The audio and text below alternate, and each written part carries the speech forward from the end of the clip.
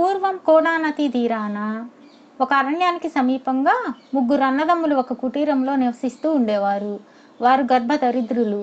వారికున్న ఆస్తి అల్లా ఒక్క మామిడి చెట్టు మాత్రమే. దానికి 3 కొమ్మలు ఉండేవి. ఈ మామిడి చెట్టు వసంతకాలం రాగానే విరగబూచి వేసవిలో గొప్ప ఫలాలిచ్చేది. 3 కొమ్మల ఫలాలను ముగ్గురు అన్నదమ్ములు కోసుకొని వాటిని విక్రయించి ఏడాది పొడుగునా ఏదో విధంగా జీవించేవారు. ఒక ఏడు 3 కొమ్మల మామిడి విరగ కాసింది. చెట్టుకాయలు పండబారేదాకా రోజుకొకరు వంతున అన్నదమ్ములు రాత్రిళ్ళు కాపలా కాసేవారు. ఆ ప్రకారమే ఒక వెన్నెల రాత్రి పెద్దవాడు కాపలా కాస్తున్న సమయంలో ఒక పేద వృద్ధుడు కర్ర సహాయంతో నడుస్తూ చెట్టు వద్దకు వచ్చి ఆగాడు. ధర్మతండ్రి, ఆకలి దహించుకుపోతోంది, తినడానికి ఏదైనా ఇవ్వు, నీకు పుణ్యం ఉంటుంది అన్నాడు వృద్ధుడు. కాపలా ఉన్న పెద్దవాడికి ఏమీ పాలుపోలేదు. నేను నీ వంటి దరిద్రుణ్ణే తాత, అయినా ఆకలిగా ఉందన్నావు గనుక ఈ చెట్టు కొమ్మకు గల ఫలాలు కడుపు నిండా తిని నీ ఆకలి బాధ తీర్చుకో, ఇది నా కొమ్మే అన్నాడు పెద్దవాడు. వృద్ధుడు తన చేతి కర్రతో పెద్దవాడి కొమ్మ నుంచి కొన్ని పళ్ళు పడగొట్టి వాటిని ఆరగించి ప్రాణం దక్కించావు బాబు అంటూ తన దారిన తాను వెళ్ళిపోయాడు. మర్నాటి రాత్రి రెండోవాడు చెట్టుకు కాపలా కాస్తున్న సమయంలో ఈ వృద్ధుడే మళ్ళీ వచ్చాడు. ఆకలిగా ఉన్నది అన్నాడు. రెండోవాడు కూడా తన కొమ్మకు గల పళ్లను వృద్ధుడికి ఇచ్చాడు. మూడో రాత్రి ఇదే విధంగా వృద్ధుడు మూడోవాడి కొమ్మకు గల పళ్లను తిని వెళ్ళిపోయాడు. 4వ నాడు ఉదయం అన్నదమ్ములు ముగ్గురు గుడిసెలో ఉన్న సమయంలో వృద్ధుడు వారి వద్దకు వచ్చాడు. బాబుల్లారా, మీరు ముగ్గురు దయాపరులు, మీ రుణం ఉంచుకోవటం నాకు ఇష్టం లేదు, నా వెంట రండి, మీకు ప్రత్యుపకారం చేస్తాను అన్నాడు వృద్ధుడు. అన్నదమ్ములు సంతోషించి వృద్ధుడి వెంట బయలుదేరారు. వారు నది వద్దకు వచ్చేసరికి వృద్ధుడు పెద్దవాడికేసి తిరిగి, బాబు, నీ కోరిక ఏమిటి అన్నాడు. ఈ నదిలో నీరంతా పాలైపోయి ఆ పాలన్నీ నా సొత్తు అయితే నాకింక కావాల్సిందేముంటుంది అన్నాడు పెద్దవాడు. అలాగే కాని అన్నాడు వృద్ధుడు. మరుక్షణం నదిలో నీరంతా పాలుగా మారిపోయింది. ఆ పాల కోసం ఎక్కడెక్కడి నుండో జనం రాసాగారు. పెద్దవాడు అక్కడే నిలిచిపోయాడు.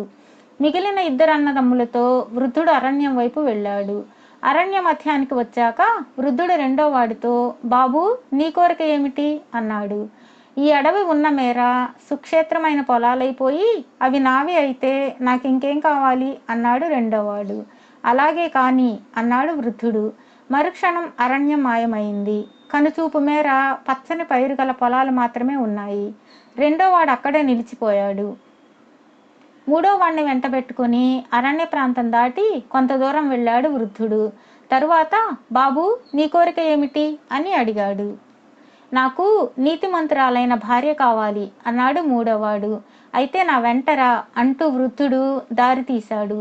పోయి వారు ఒక రాజుగారి అంతఃపురం చేరుకున్నారు. నేరుగా లోపలికి వెళ్ళారు. బంగారు తూగుటుయ్యాల మీద రాజు, రాణి, రాకుమార్తె కూర్చుని ఉన్నారు. రాజా, నీ కుమార్తె నీ కుర్రవాడికి ఇచ్చి పెళ్లి చెయ్యి అన్నాడు వృద్ధుడు. అందుకు రాజు, అయ్యా, అది వరకే నా కుమార్తెను పెళ్లాడ్డానికి 2 రాజకుమారులు పోటీ పడుతున్నారు. వారిలో ఎవరికివ్వాలో తేలకుండా ఉన్నది. అటువంటప్పుడు ఆ 2ని కాదని నా కుమార్తెను ఈ దరిద్రుడికి ఎలా ఇవ్వగలను, మీరే చెప్పండి అన్నాడు. రాజా, నీవు పొరబడుతున్నావు. నీ కుమార్తెకు ఆ రాజకుమారుల కన్నా ఇతనే తగిన వరుడు. కావలిస్తే రుజువు చేస్తాను. ఇవాళనే ఆ 2 రాజకుమారుల పేర, ఈ కుర్రవాడి పేర 3 మామిడి టెంకెలు నాటించు. రేపటికి ఏ టెంకె చెట్టై కాయలు కాస్తుందో అతనికి నీ కుమార్తెనివ్వు అన్నాడు వృద్ధుడు. ఒక రోజులో మామిడి టెంక నుంచి చెట్టు మొలిచి పళ్ళు కాస్తుందన్నది రాజు నమ్మలేదు. అయినా వృద్ధుడు చెప్పినట్లే చేశాడు. మర్నాటికల్లా మూడో వాడి పేరు నాటిన టెంక మొలకొత్తటమే కాక చెట్టయి కాయలు కూడా కాసింది. ఒప్పందానికి కట్టుబడి రాజు తన కుమార్తెను మూడో వాడికి ఇచ్చి పెళ్లి చేశాడు. వృద్ధుడు తన రుణం తీర్చుకొని తన దారిన తాను వెళ్ళిపోయాడు. రాజు మాట తప్పలేక తన కుమార్తెను గర్భదరిద్రుడికి ఇచ్చి చేశాడే గాని ఆయనను తన అల్లుణ్ణి చూసి అవమానంగానే ఉన్నది. అందుచేత 3 రోజులు గడిచాక రాజు తన కూతుర్ని, అల్లుణ్ణి రాజప్రసాదం నుంచి వెళ్ళగొట్టించాడు. ఆ 2 కాలినడకన తమ గ్రామంలోని పాత కుటీరం చేరుకుని అందులో దారిద్ర్యం అనుభవిస్తూ కాలం వెళ్ళబుచ్చసాగారు. 1 సంవత్సరం గడిచింది. నది ఒడ్డున పెద్దవాడు పెద్ద పెద్ద మేడలు కట్టించాడు. పాలు దూర గ్రామాలకు కూడా పీపాలతో ఎగుమతి అవుతున్నాయి. వేల కొద్దీ జనం అతని కింద పనిచేస్తున్నారు. పెరుగు వ్యాపారము, వెన్న వ్యాపారము కూడా జోరుగా సాగుతున్నది. ఒకనాడు పెద్దవాడి దగ్గరకు ఒక వృద్ధుడు వచ్చాడు. పెద్దవాడి దగ్గరే ఉండి నదిలోని పాలు పీపాలలోకి కొలిచి పోయిస్తున్నాడు. బాబూ, నోరెండిపోతుంది, ఆకలి దహించుకుపోతుంది, కాసిని పాలు తాగడానికి ఇప్పించండి అని దీనంగా అడిగాడు వృద్ధుడు. పెద్దవాడు ముసలివాడికేసి కోపంగా చూశాడు. అతడు వృద్ధుణ్ణి గుర్తించకుండానే, ఇలా అందరికీ పాలు పందారం చేస్తే ఇక నా వ్యాపారం సాగినట్లే, పో ఇక్కడి నుంచి అని కసిరాడు.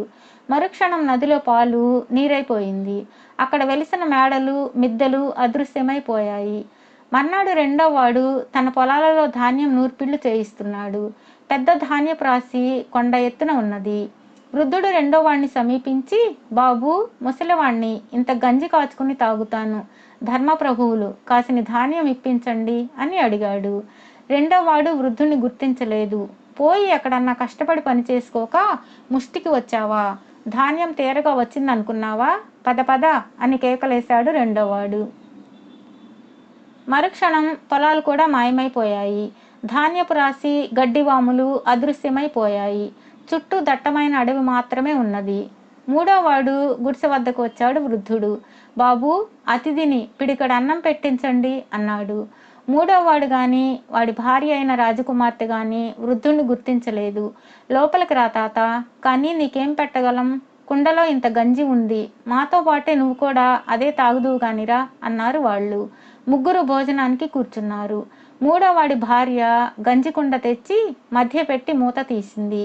కానీ ఆశ్చర్యం, ఆ కుండలో నుంచి వేడివేడి పదార్థాలు, షట్రసోపేతమైనవి తెడ్డు పైకి వచ్చాయి. తీరా చూస్తే చేతిలోని తెడ్డు కూడా కాదు, వెండి గరిట. కుండ కాస్త బంగారు పాత్రగా మారిపోయింది. ఈ ఆశ్చర్యంలో దంపతులు వృద్ధుడెవరైనది గమనించలేదు. అతడి కోసం చుట్టూ చూసేసరికి తమ మామూలు గుడిసెకు బదులు మహారాజులుండే సౌధం కనిపించింది. ఎక్కడ చూసినా మణులు, మాణిక్యాలు, ఖరీదైన దుస్తులు కనిపించాయి. అప్పుడు వాళ్ళు ఆ వృద్ధుడు ఎవరైనది గ్రహించారు. తమకు ఇంత మేలు చేసిన వాడు కనపడకుండా పోవడం వాళ్లకు చాలా విచారం కలిగించింది. ఆనాటి నుంచి ఆ దంపతులు చేతనైనంతలో దాన ధర్మాలు చేస్తూ ఆ రాజసౌధంలో ఏ లోటు లేకుండా కలకాలం సుఖంగా జీవించారు.